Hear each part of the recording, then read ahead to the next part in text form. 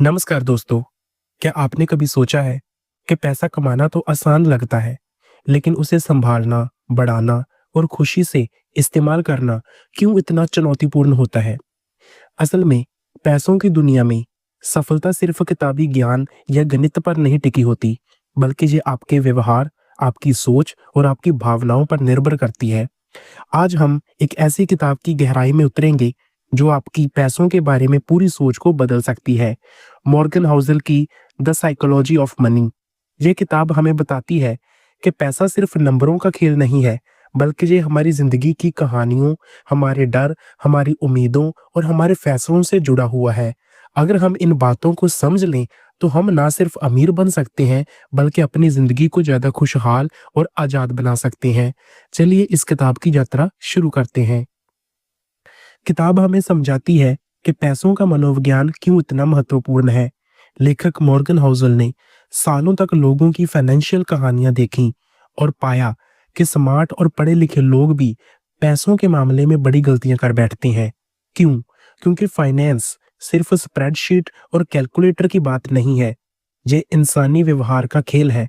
जैसे कोई व्यक्ति जो पुराने आर्थिक संकटों में बड़ा हुआ, वो रिस्क लेने से डरता है और ज्यादा बचत करता है, जबकि आज की तेज रफ्तार वाली दुनिया में पला हुआ युवा आसानी से निवेश करता है और बड़े सपने देखता है। किताब हमें बताती है कि पैसों की सफलता अमीर बनने से ज्यादा अमीर रहने में है और ये सब हमारी सोच पर निर्भर करता है। ये किताब छोटे छोटे हिस्सों में बटी है। हर एक हिस्सा एक अलग मनोवैज्ञानिक सिद्धांत को छूता है, जो हमें पैसों के साथ बेहतर रिश्ता बनाने में मदद करता है। ये सिर्फ अमीर बनने की रेसिपी नहीं देती, बल्कि ये हमें सिखाती है कि पैसा खुशी और आजादी कैसे ला सकता है। दोस्तों, अगर आप तैयार हैं तो चलिए किताब के पहले हिस्से की ओर बढ़ते हैं, जहां लेखक हमें बताते हैं कि कोई भी पागल नहीं होता, सबकी सोच अपनी जगह सही है। लेखक हमें समझाते हैं कि हर इंसान की पैसों के बारे में सोच उसकी जिंदगी के अनुभवों, उसके परिवार की कहानियों और उसके आसपास की दुनिया से बनती है। जो फैसला आपके लिए बिल्कुल सही लगता है, वो किसी और के लिए बेवकूफी भरा हो सकता है, लेकिन असल में कोई गलत नहीं होता। सबकी सोच वैलिड है, बस वो उनके बैकग्राउंड से आती है। उदाहरण के लिए सोचिए उस व्यक्ति का जो ग्रेट डिप्रेशन के दौरान पला बड़ा। उसके लिए पैसा बचाना सबसे बड़ा धर्म है, क्योंकि उसने गरीबी, बेरोजगारी और भूखमरी देखी है। वो स्टॉक मार्केट से दूर रहेगा। वहीं आज का युवा जो 2000 के बाद के आर्थिक उछाल में बड़ा हुआ, वो क्रिप्टो या स्टार्टअप में निवेश करेगा, क्योंकि उसके अनुभव उसे बताते हैं कि रिस्क लेना फायदेमंद है। लेखक एक और उदाहरण देते हैं, रिचर्ड ब्रैंसन का। उसने बचपन में क्रिसमस ट्री बेचकर बिजनेस शुरू किया, जो कई लोगों को पागलपन लगता होगा, लेकिन उनकी पृष्ठभूमि ने उन्हें साहसी और रिस्क टेकर बनाया। दूसरों की फाइनेंशियल चॉइस को जज करने से पहले उनकी कहानी समझो। अगर आप अपनी पैसों की सोच को बदलना चाहते हैं, तो पहले खुद से पूछो, क्या मेरा डर या मेरी महत्वाकांक्षा पुराने अनुभवों से आ रही है? ये समझ आपको अपनी गलतियों से बचाएगी, आपको ज्यादा सहानुभूतिशील बनाएगी और आपकी डिसीजन को बेहतर करेगी। अब लेखक हमें ले जाते हैं उस दुनिया में जहां लक और रिस्क एक ही सिक्के के दो पहलू हैं।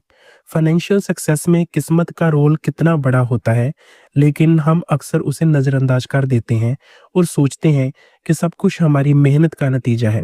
सफलता सिर्फ स्किल या स्ट्रेटजी नहीं है, बल्कि सही समय पर सही जगह होना भी है। और रिस्क वो लक का ही उल्टा चेहरा है। कभी वो हमें ऊपर उठा देता है, कभी नीचे गिरा देता है। उदाहरण के लिए बिल गेट्स की कहानी को देखिए। 1968 में उनकी हाई स्कूल में कंप्यूटर था, जो उस समय अमेरिका के सिर्फ 0.01% स्कूलों में उपलब्ध था। ये महज संयोग था, लेकिन इसी लक ने उनकी मेहनत के साथ मिलकर माइक्रोसॉफ्ट जैसी कंपनी खड़ी कर दी। लेखक बताते हैं कि अगर बिल गेट्स किसी और स्कूल में होते तो शायद उनकी कहानी अलग होती। इसी तरह वॉरेन बफेट का जन्म अमेरिका में होना, जहां कैपिटलिज्म का सुनहरा दौर चल रहा था, उनकी सफलता में बड़ा हाथ है। लेकिन लेखक चेतावनी भी देते हैं कि हम दूसरों की सक्सेस स्टोरी को देखकर सिर्फ उनकी स्किल को कॉपी करने की कोशिश करते हैं, जबकि लक के रोल को भूल जाते हैं। और रिस्क की बात करें तो कई बार छोटी सी गलती सब कुछ तबाह कर देती है, जैसे स्टॉक मार्केट का क्रैश या कोई अनएक्सपेक्टेड हेल्थ इशू। दोस्तों, ये हिस्सा हमें प्रेरित करता है कि अपनी सफलता के लिए किस्मत को थैंकफुल रहो और असफलता में खुद को ज्यादा दोष मत दो, क्योंकि रिस्क हर किसी की जिंदगी में छिपा होता है। इससे हम ज्यादा विनम्र बनते हैं, बेहतर प्लानिंग करते हैं और रिस्क को मैनेज करने की आदत डालते हैं। अगर आप निवेश की दुनिया में कदम रख रहे हैं, तो याद रखो, हर बड़ी सक्सेस स्टोरी के पीछे लक का हाथ होता है और इसे स्वीकार करके आप ज्यादा स्मार्ट डिसीजन लेंगे। पैसों की दौड़ में सबसे बड़ी चुनौती ये जानना है कि कब रुकना है, क्योंकि हमारी चाहतें कभी नहीं रुकती। अमीर लोग भी अक्सर और ज्यादा की लालच में सब कुछ गंवा बैठते हैं, क्योंकि सोशल कंपैरिजन, स्टेटस की भूख और ईर्ष्या हमें आगे धकेलती रहती है। लेखक कहते हैं कि फाइनेंशियल गेम में सबसे मुश्किल स्किल है ये पहचानना कि आपके पास पहले से ही काफी है। उदाहरण के रूप में जॉन डी रॉकफेलर की कहानी लीजिए। वो दुनिया के सबसे अमीर आदमी थे। उनकी नेटवर्थ आज के 340 बिलियन डॉलर के बराबर थी, लेकिन वो हमेशा और ज्यादा कमाने की रेस में लगे रहे। क्यों? क्योंकि उनके लिए काफी है का कोई मतलब ही नहीं था। एक और उदाहरण है रजत गुप्ता का, गोल्डमैन सैक्स के पूर्व डायरेक्टर, जिनके पास सब कुछ था, पैसा, पावर, रिस्पेक्ट, लेकिन उन्होंने इनसाइडर ट्रेडिंग की लालच में सब गंवा दिया। इसी तरह बर्नी मैडॉफ की पोंजी स्कीम की स्टोरी, जहां लालच ने उन्हें और हजारों लोगों को बर्बाद कर दिया। लेखक इसे हेडोनिक ट्रेडमिल कहते हैं। जैसे ट्रेडमिल पर दौड़ते रहो, लेकिन जगह से हिलते नहीं। हमारी डिजायर हमेशा शिफ्ट होती रहती है। आज 1 करोड़ चाहिए, कल 10 करोड़, उसके बाद 100 करोड़। दोस्तों, ये हिस्सा हमें मोटिवेट करता है कि अपनी काफी है को डिफाइन करो। क्या पैसा आपको खुशी दे रहा है या सिर्फ स्ट्रेस और चिंता? अगर आप सच्ची फाइनेंशियल फ्रीडम चाहते हैं, तो ग्रेटिट्यूड प्रैक्टिस करो, कंपैरिजन बंद करो और सोचो कि क्या आपके पास पहले से ही वो सब है जो आपको चाहिए। इससे आपकी फाइनेंशियल जर्नी ज्यादा सस्टेनेबल और खुशहाल बनेगी। अब लेखक हमें कंपाउंडिंग की उस अद्भुत दुनिया में लेके जाते हैं जो इतनी पावरफुल है कि हमारा दिमाग उसे पूरी तरह समझ नहीं पाता। कंपाउंड इंटरेस्ट एक्सपोनेंशियल तरीके से काम करता है। छोटी शुरुआत समय के साथ विशाल बन जाती है, लेकिन इसका फायदा लेने के लिए सबसे बड़ा हथियार है पेशेंस। लेखक कहते हैं कि कंपाउंडिंग का जादू तुरंत नहीं दिखता, ये धीरे धीरे काम करता है, जैसे बर्फ की परतें जमती जाती हैं। उदाहरण से समझिए, वॉरेन बफेट की कुल नेटवर्थ 84.5 बिलियन डॉलर है, लेकिन इसमें से 84.2 बिलियन डॉलर उनकी 50 साल की उम्र के बाद आए। क्यों? क्योंकि उन्होंने 11 साल की उम्र में निवेश किया और दशकों तक पेशेंट रहे। एक और उदाहरण है जिम सिमंस का। उन्होंने अपने फंड में 66% एनुअल रिटर्न दिए, जो बफेट के 20% से कहीं ज्यादा है, लेकिन फिर भी वो बफेट से कम अमीर है, क्योंकि उनका कंपाउंडिंग पीरियड छोटा था। लेखक आइस एज का उदाहरण देते हैं। छोटे छोटे तापमान के बदलाव समय के साथ पूरी दुनिया को बर्फ से ढक देते हैं। ठीक वैसे ही आपकी छोटी सेविंग या निवेश समय के साथ पहाड़ बन सकते हैं। दोस्तों, ये हिस्सा हमें प्रेरित करता है कि आज से ही छोटी छोटी शुरुआत करो। 1000 रुपये महीना भी कंपाउंड होकर लाखों बन सकता है, अगर आप समय दो। अगर आप युवा हो, तो ये आपकी सबसे बड़ी ताकत है, समय। पेशेंस रखो, मार्केट के उतार चढ़ाव से डरो मत और देखो कैसे पैसा खुद बढ़ता जाता है। इससे आप ना सिर्फ अमीर बनोगे, बल्कि अपनी जिंदगी को कंट्रोल में रखोगे। अमीर बनना एक बात है, लेकिन अमीर रहना पूरी तरह अलग चुनौती है।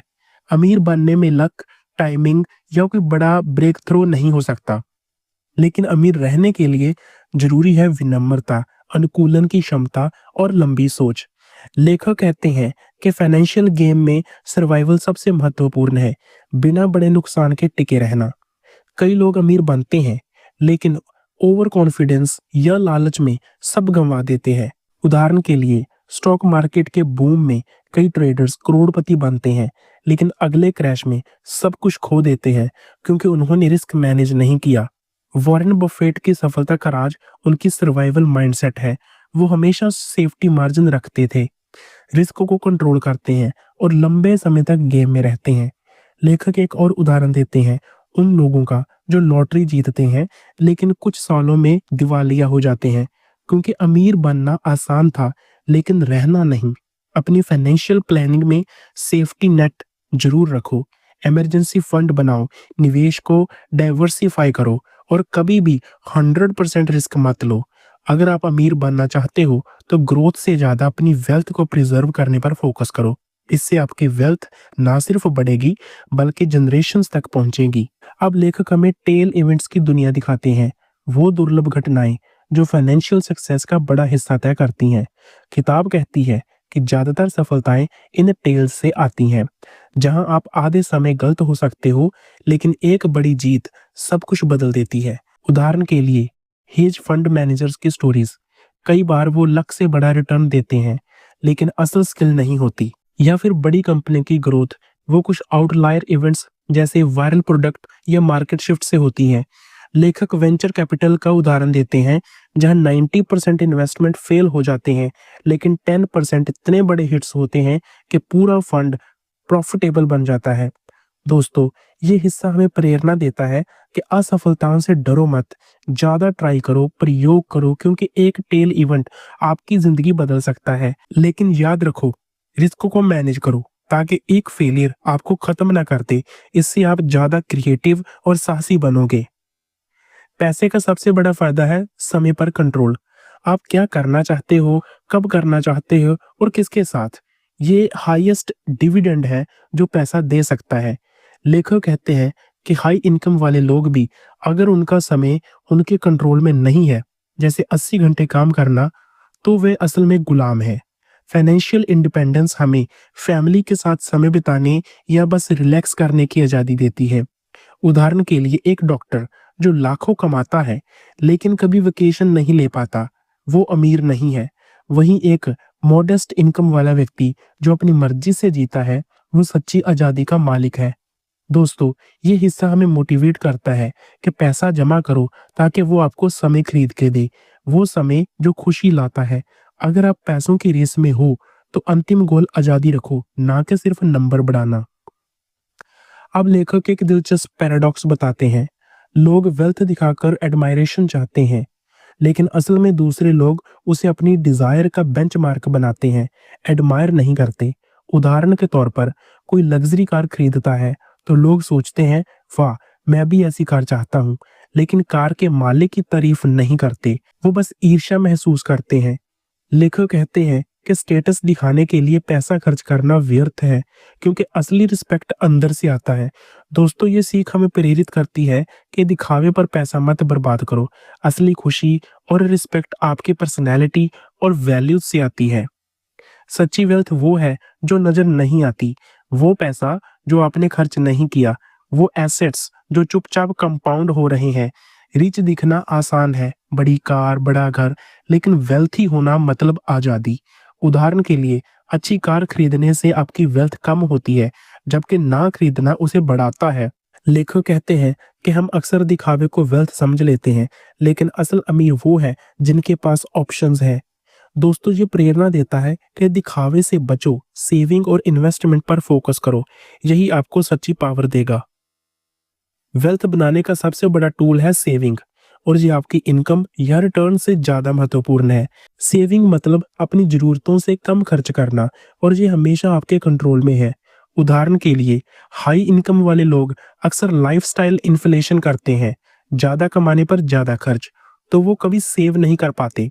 लेखक कहते हैं कि सेविंग बिना किसी स्पेसिफिक रीजन के करो, ये आपको फ्लेक्सिबिलिटी देती है, जैसे जॉब छोड़ना या अपॉर्चुनिटी ग्रैब करना।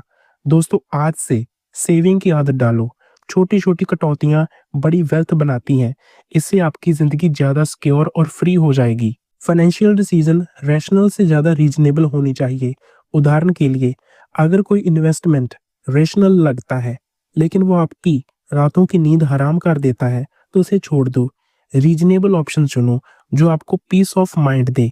लेखक कहते हैं कि इमोशंस को इग्नोर मत करो, क्योंकि फाइनेंस इंसानी है। अपनी डिसीजन में बैलेंस रखो, लॉजिक और फीलिंग्स दोनों को जगह दो, इससे आप ज्यादा कंसिस्टेंट रहोगे। अब लेखक हमें इतिहास की अनप्रेडिक्टेबिलिटी दिखाते हैं। फ्यूचर हमेशा सरप्राइज से भरा होता है और हमें उसके लिए तैयार रहना चाहिए। उदाहरण के रूप में वर्ल्ड वॉर, पैंडेमिक या इकोनॉमिक क्रैश, ये सब अनएक्सपेक्टेड थे। लेखक कहते हैं कि प्लानिंग में फ्लेक्सिबिलिटी रखो, क्योंकि हिस्ट्री रिपीट नहीं होती, वो सरप्राइज देती है। दोस्तों, ये हिस्सा हमें मोटिवेट करता है कि अपनी फाइनेंशियल प्लान में अनसर्टेनिटी के लिए स्पेस रखो, इससे आप ज्यादा रिजिलियंट बनोगे। हर फाइनेंशियल प्लान में रूम फॉर एरर होना चाहिए, यानी मार्जिन ऑफ सेफ्टी, क्योंकि जिंदगी परफेक्ट नहीं है। लेखक कहते हैं कि हम अक्सर ऑप्टिमिस्टिक प्लान बनाते हैं, लेकिन छोटी गलती या अनएक्सपेक्टेड इवेंट सब बिगाड़ सकता है। उदाहरण के लिए इन्वेस्टमेंट में 100% कैपिटल लगाना रिस्की है। अगर मार्केट 50% गिरे तो आप आधे से ज्यादा गंवा दोगे। लेखक इंजीनियरिंग का उदाहरण देते हैं, जहां ब्रिज बनाते समय दोगुना स्ट्रेंथ रखी जाती है। ठीक वैसे ही फाइनेंस में रिस्क के लिए बफर रखो, जैसे 6 महीने का इमरजेंसी फंड। एक और उदाहरण है उन लोगों का जो रिटायरमेंट प्लान बनाते हैं लेकिन मेडिकल इमरजेंसी को भूल जाते हैं। दोस्तों, ये हिस्सा हमें प्रेरित करता है कि सेफ्टी फर्स्ट रखो। इससे आप ना सिर्फ सरवाइव करोगे बल्कि थ्राइव करोगे। अगर आप प्लानिंग कर रहे हो तो हमेशा वर्स्ट केस सिनारियो सोचो और उसके लिए तैयार रहो। इससे आपकी वेल्थ प्रोटेक्टेड रहेगी और आप ज्यादा कॉन्फिडेंट फील करोगे। अब लेखक हमें याद दिलाते हैं कि हमारी जिंदगी, हमारी प्राथमिकताएं और हमारे गोल्स समय के साथ बदलते रहते हैं। इसीलिए फाइनेंशियल प्लान्स फ्लेक्सिबल रखो। हम अक्सर सोचते हैं कि आज जो गोल है वो हमेशा रहेगा, लेकिन रियलिटी अलग है। उदाहरण के रूप में एंड ऑफ हिस्ट्री इल्यूजन, हम मान लेते हैं कि दुनिया अब नहीं बदलेगी, लेकिन वो बदलती है। जैसे युवावस्था में आप ट्रैवल और लग्जरी चाहते हो, लेकिन फैमिली होने पर सिक्योरिटी प्रायोरिटी बन जाती है। लेखक कहते हैं कि लॉन्ग टर्म प्लान बनाओ, लेकिन रिव्यू करते रहो। एक और उदाहरण है उन लोगों का जो 20 साल पुराने प्लान पर टिके रहते हैं और मौके गवा देते हैं। दोस्तों, ये हिस्सा हमें मोटिवेट करता है कि बदलाव को बढ़ावा दो, अपनी प्लान को एडिट करो ताकि वो आपकी करंट लाइफ से मैच कर सके। इससे आप ज्यादा रेलेवेंट और सक्सेसफुल रहोगे। हर अच्छी चीज की एक कीमत होती है, जैसे हाई रिटर्न के लिए वोलेटिलिटी सहनी पड़ती है। लेखक कहते हैं कि हम अक्सर फायदे देखते हैं लेकिन कॉस्ट भूल जाते हैं।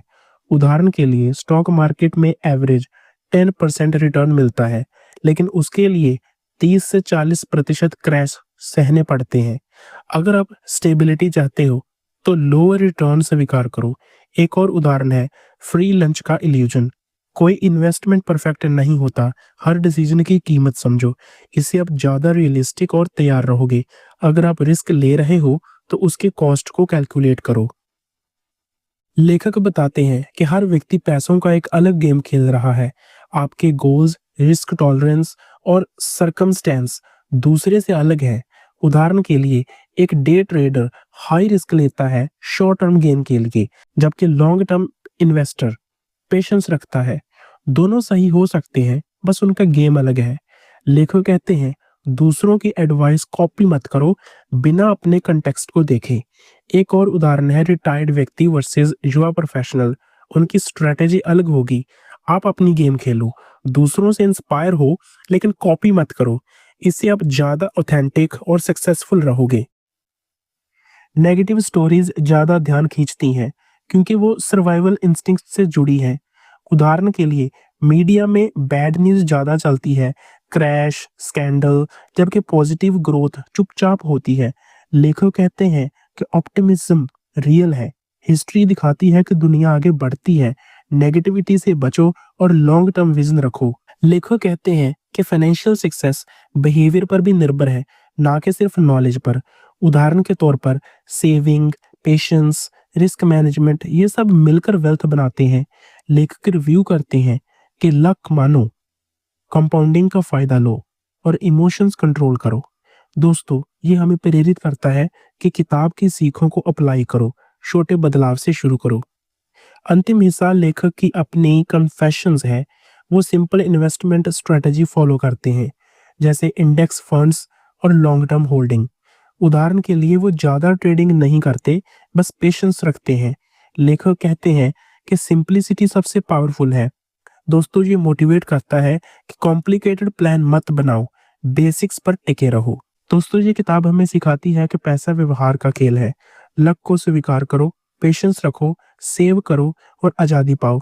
अपनी ज़िंदगी बदलो, आज से शुरू करो और देखो कैसे आपकी फाइनेंशियल स्टोरी खुशहाल बनती है। Thank you.